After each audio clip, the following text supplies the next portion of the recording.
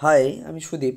আজকে আমরা nervous systems অর্থাৎ drug acting on the autonomic nervous systems সেটাকে আমরা হাতের তালুতে করে নিতে চাই।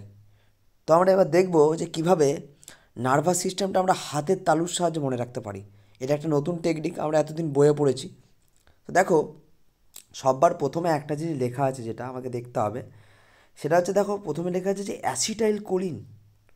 ওকে, প্রথমে লেখা আছে অ্যাসিটাইল কোলিন। আজকে আমরা পড়ব প্যারাসিম্প্যাথিক নার্ভাস সিস্টেম। কোন কোন ড্রাগগুলো প্যারাসিম্প্যাথিক নার্ভাস সিস্টেমের ওপর কাজ করে সেটা আমরা এই হাতের তালুতে দেখে আমরা মনে রাখব। সববার প্রথমে হাতের তালুতে একটা জিনিস আমরা লক্ষ্য করতে পারছি, দেখো, যে এই প্যারাসিম্প্যাথিক নার্ভাস সিস্টেমের জন্য আমাদের একটা মেন জিনিস কিন্তু গুরুত্বপূর্ণ। সেটা কি না, সেটা হচ্ছে একটা নিউরো ট্রান্সমিটার। তাহলে নিউরো ট্রান্সমিটার কী না, নিউরো ট্রান্সমিটার হচ্ছে এমন একটা সাবস্টেন্স যেটা আমাদের নার্ভের মধ্যে সংযোগ রক্ষা করে। একটা নার্ভের সাথে আরেকটা নার্ভের সংযোগ রক্ষা করতে হেল্প করে এই নিউরো ট্রান্সমিটার। তো ওই জন্য আমরা এখন পড়বো drug acting on the parasympathetic nervous system. সেই প্যারাসিম্প্যাথিক নার্ভাস সিস্টেমের দুটো পোর্শন আমাদেরকে মনে রাখতে হবে। কি না, একটা হচ্ছে প্রি গ্যাংলিয়নিক প্যারাসিম্প্যাথিক নার্ভাস সিস্টেম, আর একটা হচ্ছে পোস্ট গ্যাংলিয়নিক। অর্থাৎ নার্ভাস সিস্টেম মানেই সেখানে গ্যাংলিয়ন থাকবে, নার্ভ গ্যাংলিয়া থাকবে। তো সেই গ্যাংলিয়নকে দুটো পার্টে আমরা ভাগ করছি। দেখো হাতের মধ্যে লেখা আছে একটা প্রি গ্যাংলিয়নিক আর একটা হচ্ছে পোস্ট গ্যাংলিয়নিক। এখন এই যে প্যারাসিম্প্যাথিক নার্ভাস সিস্টেমের মধ্যে নিশ্চয়ই একটা নিউরোট্রান্সমিটার লাগবে। তাহলে নিউরোট্রান্সমিটার না থাকলে নার্ভাস সিস্টেম অচল। তো তেমনি এখানে নিউরোট্রান্সমিটারটা কী ইউজ করা হয় দাদা? না, এখানে অ্যাসিটাইল কোলিন ইউজ করা হয় আমাদের নিউরোট্রান্সমিটার হিসেবে। দেখো আমরা দেখতে পাচ্ছি এখানে অ্যাসিটাইল কোলিন কিন্তু নিউরোট্রান্সমিটার হিসেবে ইউজ করা হচ্ছে।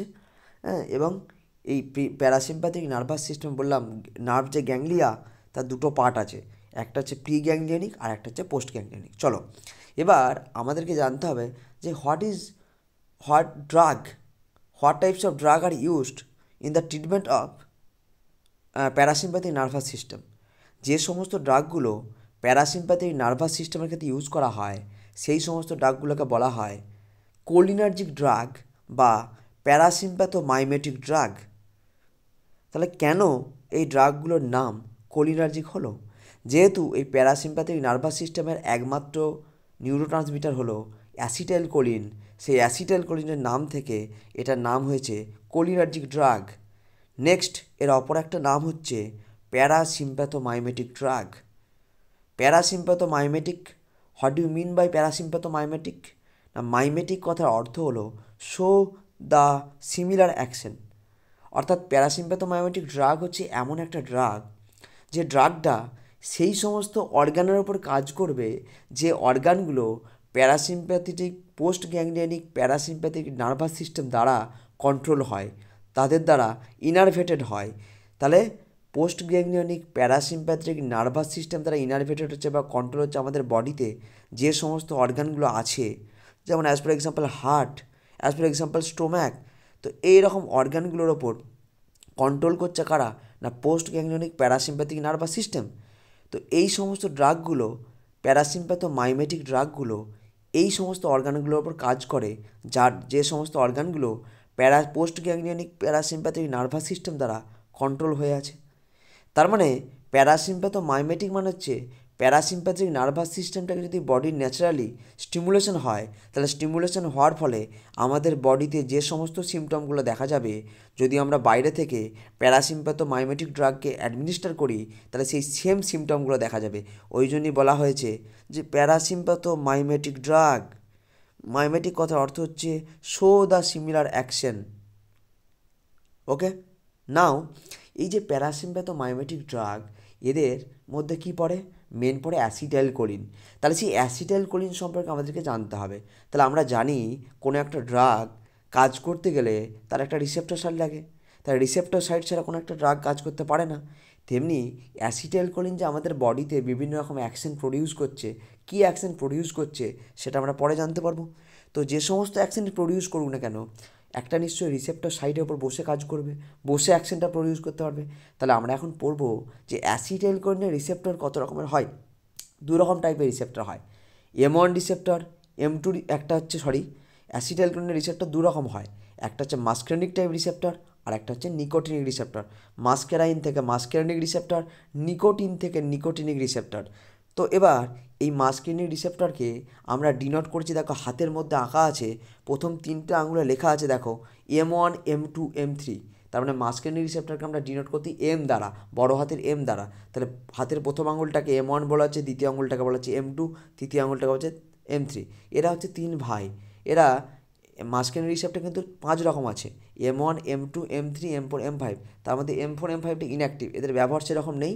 ওই জন্য আমরা এদের সবথেকে বেস্ট 3জন ভাইকে, বড় ভাই, ছোটো ভাই, মেজো ভাই, একদম পরপর 3টে আঙুল, এই 3টে আঙুলকে নিয়েছি।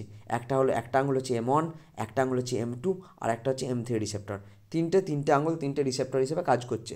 দেখো এই যে M1 রিসেপ্টরস, এই M1 রিসেপ্টরটা দাদা, নেক্সট কোশ্চেন হচ্ছে দাদা M1 রিসেপ্টরটা কোথায় থাকে? তাহলে আমাদেরকে জানতে হবে এই M1 রিসেপ্টরটা বিভিন্ন নার্ভ গ্যাংলিয়ন, আমাদের সেন্ট্রাল নার্ভাস সিস্টেম অ্যান্ড আমাদের যে স্টোম্যাক অর্থাৎ জিআইটি ট্র্যাক্ট, যেটাকে বলা হয় গ্যাস্ট্রো ইন্টেস্টিনাল ট্র্যাক্ট। দেখো আমি ছবিতে এঁকে দিয়েছি, হাতের নিচের রেখাটায় দেখো একটা পাইপের মতো আঁকা আছে, এটাকে আমি বলছি জিআইটি ট্র্যাক্ট অর্থাৎ গ্যাস্ট্রো ইন্টেস্টিনাল ট্র্যাক্ট। তার পাশে একটা আঁকা আছে, ওইটা হচ্ছে আমাদের ব্রেনের মতো একটা ছবি এঁকেছি, ওইটাকে বলছে সেন্ট্রাল নার্ভাস সিস্টেম। অর্থাৎ mainly central nervous system, GIT tract অর্থাৎ স্টোম্যাক, এর মধ্যে কিন্তু M1 রিসেপ্টরটা পাওয়া যায়। এখন প্রশ্ন হচ্ছে দাদা M1 রিসেপ্টরটার কাজ কী? যখন অ্যাসিটাইলকোলিন এই আঙুলের মধ্যে থাকা M1 রিসেপ্টর উপর বসবে, তখন কি করবে না, তখন এই M1 রিসেপ্টরটা অ্যাক্টিভেট হয়ে যায়। তাহলে M1 রিসেপ্টরটা যদি অ্যাক্টিভেট হয়ে যায় তাহলে কী হবে না, M1 রিসেপ্টরটা অ্যাক্টিভেশন হলে, স্টিমুলেশন হয়ে গেলে আমাদের যে এই যে আমাদের দেখো স্টোম্যাক অর্থাৎ গ্যাস্ট্রো ইন্টেস্টিনাল ট্র্যাক্ট অর্থাৎ আমাদের যে স্টোম্যাক আছে, সেই স্টোম্যাক থেকে অ্যাসিড সিক্রেশন অর্থাৎ HCl সিক্রেশনটা কিন্তু এক্সেসিভ পরিমাণে বেড়ে যাবে। আর অ্যাসিড সিক্রেশন যদি বেড়ে যায় তাহলে কি হবে, তাহলে আমাদের জিআইটি মর্টিলিটি বেড়ে যাবে, আমাদের একটা ডিসকমফর্ট ফিল হবে, আমাদের অ্যাবডোমিনাল পেন হবে, এবং তার সাথে সাথে একটা সময় কিন্তু পর এক্সেসিভ অ্যাসিড সিক্রেশনের কারণে কিন্তু আমাদের পেপটিক আলসার হয়ে যাওয়ার একটা চান্স থাকে। তো আমরা একটা জিনিস মনে রাখতে হবে যে সমস্ত পেশেন্টের পেপটিক আলসার আছে, সেই সমস্ত পেশেন্টকে ভুল করেও কিন্তু অ্যাসিটাইলকোলিন অ্যাডমিনিস্টার করা চলবে না। সেকেন্ড পয়েন্ট, যদি আর কী হবে না, এই M1 রিসেপ্টরটা সেন্ট্রাল নার্ভাস সিস্টেমের মধ্যেও পাওয়া যায়। তাহলে অ্যাসিটাইলকোলিন যদি M1 রিসেপ্টর, অ্যাসিটাইলকোলিনের যদি M1 রিসেপ্টর উপর বসে, তাহলে আর একটা কাজ হতে পারে। কী কাজ না, দেখো CNS-এর ছবি আঁকা আছে, এই সেন্ট্রাল নার্ভাস সিস্টেমটাকে স্টিমুলেশন করবে, উদ্দীপিত করবে। আর সেন্ট্রাল নার্ভাস সিস্টেম যদি স্টিমুলেশন হয়ে যায়, তাহলে সেন্ট্রাল নার্ভাস সিস্টেম স্টিমুলেশনে কী এফেক্ট দেখা যাবে, এক্সাইটমেন্ট দেখা যাবে, এক্সাইটমেন্ট কাজ করবে একটা তার মধ্যে। This is one types of central nervous system effect. আচ্ছা, এবার এক্ষুনি বলবে দাদা এই যে সেন্ট্রাল নার্ভাস সিস্টেমের ওপর যে এক্সাইটমেন্ট এফেক্ট দেখাচ্ছে বা স্টোমাক থেকে যে HCl সিক্রেশন বাড়াচ্ছে দাদা, এগুলো কী করে বাড়াচ্ছে, হোয়াট ইজ দ্য মেকানিজম? দেখো আঙুলের একবারে ডোগাতে একটা জিনিস আঁকা আছে যে IP3 ড্যাগ, IP3 লেখা আছে আর DHE ড্যাগ লেখা আছে। তাহলে এই দুটো জিনিস কি না, এই IP3 এবং ড্যাগ এই দুটো জিনিস হচ্ছে একটা second Messenger, important second Messenger, যেটা আমাদের বডিতে পাওয়া যায়। IP3 ফুল ফর্ম হলো আয়োনোসাইটল ট্রাইফসফেট, অ্যান্ড ড্যাগের ফুল ফর্ম হলো ডাইঅ্যাসাইল গ্লিসারল।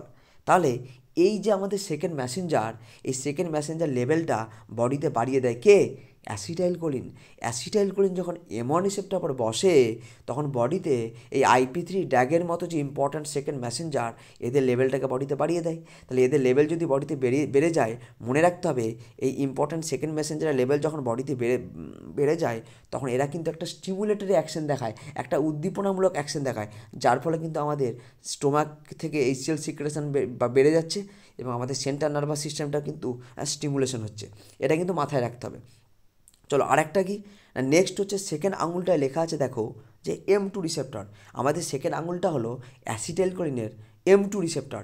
তো M2 রিসেপ্টরটা হচ্ছে কি, এই M2 রিসেপ্টর দাদা কোথায় পাওয়া যায়, দেখো লাভ চিহ্নের মতো একটা জিনিস আঁকা আছে, এটা আমরা সহজেই চিন্তা করি, এটা হচ্ছে একটা হার্টের ছবি, হার্টটা খানিকটা লাভ শেপড হয়। তো এই হার্টে অনলি M2 রিসেপ্টরটা পাওয়া যায়। তাহলে এখন প্রশ্ন হচ্ছে দাদা হার্টের ওপর কী এফেক্ট করে, অর্থাৎ অ্যাসিটাইলকোলিন যদি M2 রিসেপ্টর ওপর বসে তাহলে কী এফেক্ট দেখাতে পারে না, অ্যাসিটাইলকোলিন যদি M2 রিসেপ্টর ওপর বসে, তাহলে দেখো হার্টের নিচের দিকে তীরচিহ্ন করা আছে, নিচের দিকে তীরচিহ্ন করার অর্থ হলো যে হার্টের ফোর্স, রেট, ইম্পালস, কন্ডাকশন সব কিছু কিন্তু কমে যাবে, ডিক্রিজ হয়ে যাবে। অর্থাৎ অ্যাসিটাইলকোলিন যদি M2 রিসেপ্টর ওপর বসে, তাহলে হার্টের ফোর্স, রেট এবং ইম্পালস ফর্মেশন সব কিছু কিন্তু ডিক্রিজ হয়ে যাবে। ঠিক আছে, যার ফলে হার্টের রেট কমে যাবে। এখন প্রশ্ন হচ্ছে যে দাদা অ্যাসিটাইলকোলিন কীভাবে কোন মেকানিজমে আমাদের M2 রিসেপ্টর টার ওপর বসে আমাদের হার্টের রেটটা কমায়? না, অ্যাসিটাইলকোলিন যখন M2 রিসেপ্টর ওপর বসে তখন আমাদের বডিতে যে cyclic AMP, this is one types of important second Messenger, এই সাইক্লিক এএমপি লেভেলটাকে কমিয়ে দেয়। আমরা জানি যে সাইক্লিক এএমপি লেভেল যদি বেড়ে যায় বা ইম্পর্ট্যান্ট সেকেন্ড মেসেঞ্জার লেভেল যদি বেড়ে যায় তখন আমাদের বডিতে কী হয় না, তখন আমাদের বডিতে একটা স্টিমুলেটরি অ্যাকশন দেখায়। আজ উল্টো দিকে যদি কমে যায় তাহলে একটা ডিপ্রেশন অ্যাকশন দেখায়। তাহলে যদি সাইক্লিক এএমপি লেভেলটা কমে যায় তাহলে কী হবে না, তাহলে আমাদের বডিতে কী হবে, আমাদের বডিতে হার্টের ফোর্স এবং রেটটা কমে যাবে। যদি বেড়ে যেত তাহলে হার্টের ফোর্স এবং রেটটা বেরোতো, কিন্তু এখানে তো কমাচ্ছে, তার মানে কী হবে, তার সাইক্লিক এএমপি লেভেল যদি বডিতে কমে যায় একটা ডিপ্রেশন অ্যাকশন দেখা যাবে, একটা কমিয়ে দেওয়ার একটা এফেক্ট দেখা যাবে। এবং একটা কথা মনে রাখতে হবে এক্ষেত্রে কী হবে না, এই ক্ষেত্রে আমাদের যে পটাশিয়াম চ্যানেল, আমাদের বডিতে কমনলি যে চ্যানেলগুলো দেখতে পাওয়া যায় সেটা হচ্ছে পটাশিয়াম চ্যানেল, ক্যালসিয়াম চ্যানেল আর সোডিয়াম চ্যানেল। তাহলে সোডিয়ামের সাথে ক্যালসিয়ামের বন্ধুত্ব খুব বরাবরই ভালো, কিন্তু পটাশিয়ামের সাথে মানে পটাশিয়াম চ্যানেলের সাথে সোডিয়াম এবং ক্যালসিয়ামের একটা শত্রুতা আছে। তাহলে আমরা জানি যে ক্যালসিয়াম এমন একটা আয়ন যে আমাদের নিউরনের মধ্যে বলো বা মাসেলের মধ্যে কন্ট্রাকশন পাওয়ার বাড়িয়ে দেয়, একটা এক্সিটেটরি মুভমেন্ট, একটা স্টিমুলেটরি অ্যাকশন দেখা যায় এই ক্যালসিয়াম, সব কিছুকে স্টিমুলেট করে। কিন্তু উল্টো দিকে পটাশিয়াম সেলের উপর একটা ডিপ্রেশন এফেক্ট দেখা যায়, সে যে কোনো সেল হতে পারে, যে কোনো নিউরন হতে পারে। তেমনি তার মধ্যে হার্টের ওপর ক্যালসিয়াম এখানে কী বলছে, সাইক্লিক এএমপি লেভেলটা কমে যাচ্ছে। তাহলে সাইক্লিক এএমপি লেভেল যদি কমে যায় তাহলে ক্যালসিয়াম লেভেল কমে যাবে, কেন ক্যালসিয়ামের সাথে সাইক্লিক এএমপি লেভেলের সম্পর্ক হচ্ছে সমানুপাতিক। আর আমি একটা কথা বলেছি যে হলে বন্ধু বাড়িতে ঢুকবে নাহলে শত্রু বাড়িতে ঢুকবে। তাহলে এখানে যেহেতু ক্যালসিয়াম লেভেলটা কমে যাচ্ছে সেহেতু আমাদের পটাশিয়াম লেভেলটা বেড়ে যাবে, বিকজ ক্যালসিয়াম চ্যানেলটা এখানে ক্লোজ হবে আর পটাশিয়াম বলে একটা চ্যানেল আছে, সেই পটাশিয়াম চ্যানেলটা কিন্তু ওপেন হয়ে যাবে, যার ফলে বেশি করে সেলের মধ্যে পটাশিয়াম এন্ট্রি হবে। আর বেশি করে সেলের মধ্যে পটাশিয়াম এন্ট্রি হলে সেলের মধ্যে কী হবে, রিপোলারাইজেশন হবে। আর রিপোলারাইজেশন হওয়ার কারণে সেলের মধ্যে একটা ডিপ্রেশন এফেক্ট দেখা যাবে, যার ফলে আমাদের হার্ট রেটটা কিন্তু কমে যাচ্ছে। তো নাও নেক্সট হচ্ছে আমাদের M3 রিসেপ্টর। এই M3 রিসেপ্টরগুলো কোথায় পাওয়া যায়? দেখো আমি ছবিতে এঁকে দিয়েছি যে আমাদের বিভিন্ন রকম, দেখো একটা মাসেলের ছবি আঁকা আছে। আমাদের বডির ভিতরে যে বিভিন্ন রকম স্মুথ মাসেলগুলো, যেমন GIT, intestinal smooth muscle, urinary ব্লাডারের মধ্যে যে মাসেলটা আছে, তো এই সমস্ত স্মুথ মাসেলগুলোর মধ্যে কিন্তু আমাদের M3 রিসেপ্টরটা পাওয়া যায়। তাহলে এবার যদি অ্যাসিটাইলকোলিনের M3 রিসেপ্টর পর বসে তাহলে কী হবে না, তাহলে M3 রিসেপ্টরটা উদ্দীপিত হবে। আর M3 রিসেপ্টর যদি স্টিমুলেশন হয়ে যায় তখন আমাদের যে স্মুথ মাসেলগুলো আছে সেই স্মুথ মাসেল উদ্দীপিত হলে কী হবে, মাসেল কন্ট্রাকশন হবে। কেননা মাসেলের দুটো প্রপার্টি আছে, একটা কন্ট্রাকশন আর একটা রিল্যাক্সেশন। তাহলে যখন স্টিমুলেশন হয় তখন মাসেল কন্ট্রাকশন হবে, আর মাসেল কন্ট্রাকশন আমাদের ভিতরে একটা পেন রিয়েলাইজ হবে। সো অ্যাসিটাইলকোলিন স্মুথ মাসেলগুলোর উপর একটা কন্ট্রাকশন প্রপার্টি দেখায়, ঠিক আছে। এবং নেক্সট হচ্ছে আমাদের এবার বলি দাদা কীভাবে করে, হোয়াট ইজ দ্য মেকানিজম? না, মেকানিজম কিন্তু আমরা M1 রিসেপ্টরের ক্ষেত্রে যে মেকানিজমটা পড়লাম, এই M3 রিসেপ্টরের ক্ষেত্রে সেম টু সেম মেকানিজম। তাছাড়া আরেকটা জিনিস আছে যে আমাদের বিভিন্ন রকম যে মানে কী বলবো এক্সোক্রাইন গ্ল্যান্ড, সেই এক্সোক্রাইন গ্ল্যান্ড থেকে বিভিন্ন সিক্রেশনগুলোকে বাড়িয়ে দেয়। মনে রাখতে হবে শুধুমাত্র বাইল সিক্রেশন বাদ দিয়ে বাকি যা সিক্রেশন আছে সমস্ত সিক্রেশনগুলোই কিন্তু মোটামুটি বা টিআর সিক্রেশন, ল্যাক্রাইমাল সিক্রেশন, জিআইটি থেকে অ্যাসিড সিক্রেশন হচ্ছে, এই সোয়েট সিক্রেশন, স্যালাইভা সিক্রেশন, বিভিন্ন রকম সিক্রেশনগুলোকে কিন্তু এই অ্যাসিটাইলকোলিন বাড়ায়। কীভাবে না, এই M3 রিসেপ্টরটাকে অ্যাক্টিভেট করে। নেক্সট একটা কথা, যদি দেখা যায় যে কোনো একটা পেশেন্টের হার্ট ফেলিয়ার হয়েছে, সেই হার্ট ফেলিয়ার পেশেন্টের ক্ষেত্রে কিন্তু তাদের হার্টের ফোর্স এবং রেটটা কিন্তু অলরেডি কম থাকে। তাহলে সেই পেশেন্টের ক্ষেত্রে আমাদেরকে মনে রাখতে হবে কোনোভাবে কিন্তু আমাদের অ্যাসিটাইলকোলিন যেন ভুল করেও ইউজ না করে ফেলি, এটা কিন্তু মাথায় রাখতে হবে। তাহলে হার্ট ফেলিয়ার পেশেন্টের ক্ষেত্রে কন্ট্রাইন্ডিকেশন, যারা পেপটিক আলসারের পেশেন্ট তাদের ক্ষেত্রে কন্ট্রাইন্ডিকেশন। এবং মাসেল কন্ট্রাকশনকে যদি আমরা রোধ করতে চাই, মাসেল কন্ট্রাকশন, তাহলে সেক্ষেত্রে কিন্তু আমাদের অ্যাসিটাইলকোলিন কোনোভাবে বডির মধ্যে কিন্তু দেওয়া যাবে না। আর যে সমস্ত পেশেন্টের বডিতে সিক্রেশন কমে যায় সেই অ্যাসিটাইলকোলিন ডেফিসিয়েন্সি হওয়ার কারণের জন্য, তো তাদের সিক্রেশন বাড়াতে গেলে আমাদের কিন্তু অ্যাসিটাইলকোলিন ইউজ করতে হবে। এবার নেক্সট হচ্ছে যে আমাদের দেখো বুড় আঙুল, এই যে আমাদের বুড় আঙুলটা আছে এখানে দেখো লেখা আছে অ্যাসিটাইলকোলিনের আর একটা সাব টাইপ, সেটা হচ্ছে নিকোটিনিক টাইপ রিসেপ্টরস। তো নিকোটিনিক টাইপ রিসেপ্টরকে বলা হয় NN, আর একটা আছে NM। দু রকমের নিকোটিন, একবারে কড়ি আঙুলটায় আছে NM আর এদিকে বুড় আঙুলটায় আছে NN। NN হচ্ছে এক ধরনের টাইপ আর একটা হচ্ছে এনএম। অর্থাৎ এই যে প্রথম আমরা এই বুড়ো আঙুলের যে এনএন টাইপ রিসেপ্টরটা আছে এর সম্বন্ধে আলোচনা করব।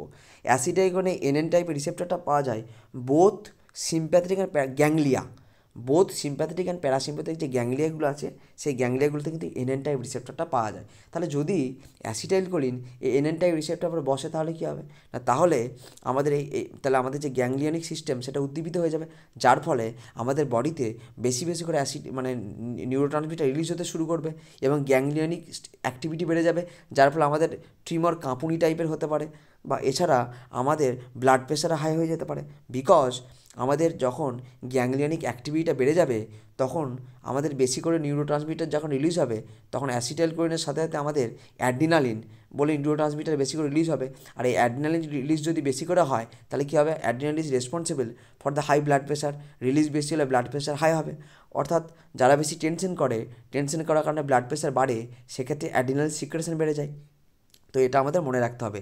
অর্থাৎ সেক্ষেত্রে আমাদেরকে কী করতে হবে না, NN type receptor blocker use করতে হবে। সেই এনএন টাইপ রিসেপ্টর ব্লকারের নাম কি, হেক্সামিথোনিয়াম, পেন্টামিথোনিয়াম, হেক্সামিথোনিয়াম, এগুলো কিন্তু আমাদেরকে ইউজ করতে হবে। এই পেন্টামিথোনিয়াম, হেক্সামিথোনিয়াম এরা কিন্তু এই এনএন রিসেপ্টর ব্লকার, এই এনএন রিসেপ্টর টাইপটাকে ব্লক করে এরা কিন্তু ব্লাড প্রেশার ট্রিটমেন্টের ক্ষেত্রে ইউজ করা যেতে পারে। অর্থাৎ যারা হাইপার টেনশনের পেশেন্ট তারা কিন্তু তাদেরকে ক্ষেত্রে কিন্তু এই এনএন রিসেপ্টর ব্লকার অর্থাৎ পেন্টামিথোনিয়াম, হেক্সামিথোনিয়ামগুলো ইউজ করা যেতে পারে। বিকজ তারা গ্যাংলিয়নিক অ্যাক্টিভিটিগুলোকে যদি বন্ধ করে দেয় তাহলে আমাদের যে নিউরোট্রান্সমিটারগুলো আছে তারা বেশি করে রিলিজ হবে না, ব্লক হয়ে যাবে, যার ফলে কিন্তু যে নিউরোট্রান্সমিটারগুলোর জন্য আমাদের ব্লাড প্রেশারটা বাড়ছিল সেটা ডিক্রিজ হয়ে যাবে। নেক্সট হচ্ছে আমাদের দেখো এনএম রিসেপ্টরস, দিস ইজ অ্যাসিটাইলকোলিনের মাস্কিনিক টাইপ রিসেপ্টরস। এনএম রিসেপ্টরটা কি, এনএম রিসেপ্টর হচ্ছে নিউরোমাস্কুলার জাংশন। এই এনএম রিসেপ্টরটা কোথায় পাওয়া যায় দাদা, এটা হচ্ছে আমাদের নিউরোমাস্কুলার জাংশনের মধ্যে পাওয়া যায়। তাহলে what do mean by the neuromuscular junction, না নিউরোমাস্কুলার জাংশন হচ্ছে এমন একটা জাংশন যে নিউরোমাস্কুলার মানে একটা নার্ভ এবং একটা মাসেল দুটো সংযোগস্থলে পাওয়া যায় বলে এটাকে বলা হচ্ছে একটা জাংশন, অর্থাৎ নিউরোমাস্কুলার জাংশন।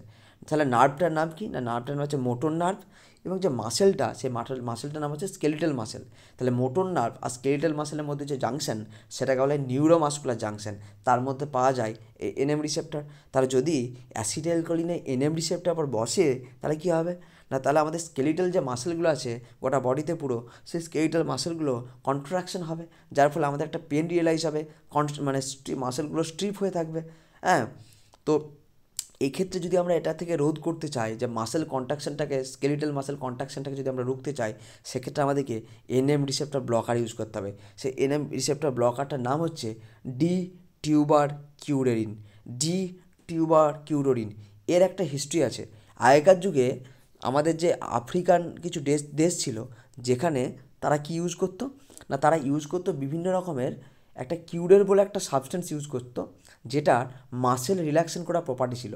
তারা তীর ধনুক নিয়ে যখন জঙ্গলে পশু শিকার করতে যেত তখন ওই তীরের ডগাতে ওই কিউরের বলে একটা সাবস্টেন্স সেটাকে লাগিয়ে দিত, এবং যখন পশু শিকার তীরটা ছুটতো তখন তীরটা যখন কোনো একটা পশুর গায়ে বিঁধে যেত তখন সেই তীরের ফলার মধ্যে যে মানে যে কিউরের বলে সাবস্টেন্সটা দেওয়া ছিল সেটার জন্য সেই পশুর বা সেই জীবজন্তুর মানে শরীরের মধ্যে একটা মাসেল রিল্যাক্সেশন প্রপার্টি দেখা যেত, যার ফলে কিন্তু তারা বেশি দূর দৌড়াতে পারতো না, সঙ্গে সঙ্গে উল্টে পড়ে যেত মাসেল রিল্যাক্সেশন হয়ে, তখন তাদের পশু শিকার করতে সুবিধা হতো। তো সেই কিউরের নাম থেকে মডিফাই করে আমাদের নামটা এসেছে ডি টিউবার কিউরেরিন। ডি টিউবার কিউরেরিন একটা ড্রাগ যেটা হচ্ছে আমাদের যাকে বলা হয় যে নিউরোমাস্কুলার ব্লকিং এজেন্ট। সেই নিউরোমাস্কুলার ব্লকিং এজেন্টটা ইউজ করব যদি আমাদের কারো স্কেলিটাল মাসেল কন্ট্রাকশন হয়ে যায়, পেন হয়, তাহলে মাসেলটাকে রিল্যাক্স করার জন্য আমাদের ডি টিউবার কিউরেরিনটা ইউজ করব। ঠিক আছে, এই হচ্ছে আমাদের কি বলবো, আমাদের হচ্ছে মানে অ্যাসিটাইলকোলিনের যে রিসেপ্টর মিডিয়েটেড আমাদের যে একটা আইডিয়া। তো এখন আর একটা জিনিস বলি, এই যে হার্টের ফোর্স এবং রেট বেড়ে যাওয়ার একটা যে ব্যাপার, এটার কিছু নাম আছে। হার্টের ফোর্স যদি বেড়ে যায় তাহলে সেটাকে আমরা বলি আয়নোট্রপিক, অ্যান্ড রেট বেড়ে গেলে সেটাকে বলা ক্রোনোট্রপিক। অর্থাৎ হার্টের ফোর্স এবং রেট, তাহলে হার্টের ফোর্স বেড়ে গেলে সেটাকে বলা আয়নোট্রপিক, অ্যান্ড রেট বেড়ে গেলে সেটাকে বলে ক্রোনোট্রপিক। এবং হার্টের ফোর্স যদি বেড়ে যায় তাহলে সেটাকে বলে পজিটিভ আয়নোট্রপিক, আর কমে গেলে সেটাকে বলা হয় নেগেটিভ আয়নোট্রপিক। আর যদি রেটটা বেড়ে যায় সেটাকে বলে পজিটিভ ক্রোনোট্রপিক, আর রেটটা যদি কমে যায় সেটাকে বলে নেগেটিভ ক্রোনোট্রপিক এফেক্ট। তো এটা একটা মেডিকেল টার্ম, এটা আমাদেরকে মনে রাখতে হবে। তাহলে এই হচ্ছে আমাদের অ্যাসিটাইলকোলিনের বিভিন্ন রকম রিসেপ্টরস এবং তাদের মিডিয়েটরি অ্যাকশন। এবার আমি আর একটা জিনিস বলতে মিস করেছিলাম যে দাদা এনএম রিসেপ্টর ব্লকারগুলো তো তুমি বললে, তাহলে এম ওয়ান রিসেপ্টর বা M2 রিসেপ্টর বা M3 রিসেপ্টর ব্লকারগুলোর নাম কি? না, M1 রিসেপ্টর ব্লকারের নাম হচ্ছে আমাদের মনে রাখতে হবে পাইরেনজিপাইন টেলেনজিপাইন।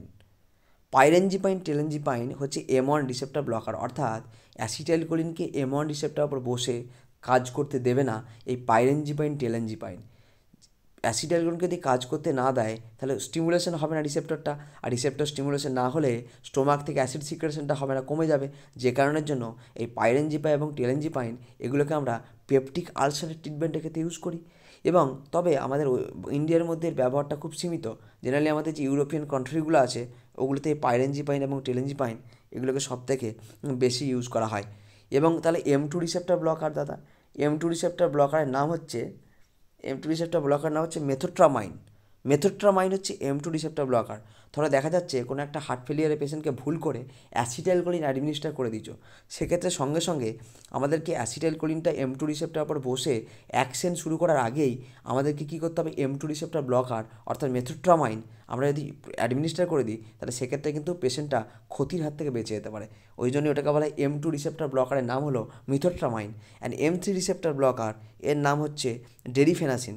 ডেরিফেনাসিনটা হচ্ছে M3 রিসেপ্টরটাকে ব্লক করতে ইউজ করা হয়, অর্থাৎ অ্যাসিটাইলকোলিনকে M3 রিসেপ্টর উপর বসতে বাধা দেবে। এটা হচ্ছে আমাদের এই হাতের ছবিটা মনে রাখতে হবে। এটাই হলো আমাদের কি, এটাই হচ্ছে আমাদের আমাদের অ্যাসিটাইলকোলিনের বিভিন্ন রিসেপ্টর রিলেটেড ইনফরমেশনস।